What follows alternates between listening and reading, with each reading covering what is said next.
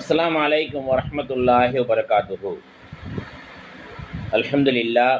அல்லாஹ்வுடைய மாபெரும் கிருபையினால் குர்ஆனுடைய 114 அத்தியாயங்களில் 11 அத்தியாயங்களை முடித்துவிட்டு 12வது அத்தியாயமான சூரத்துல் யூசுஃப் 1 முதல் 111 வசனங்கள் வரை உள்ள முக்கிய கருத்துக்கள்.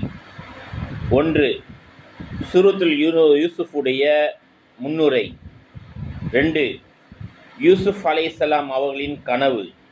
3. சகோதரர்களின் பொறாமை. 4. எகிப்துக்கு அழைத்து செல்லப்படுதல். 5. அரசனின் மனைவியின் சோதனை. 6. பெண்களின் சம்பவம் மற்றும் சிறை. 7. அரசனின் கனவு. 8. சிறையில் தாவா மற்றும் கனவுடைய விளக்கம். 9. சகோதரர்கள் மீண்டு வருதல்.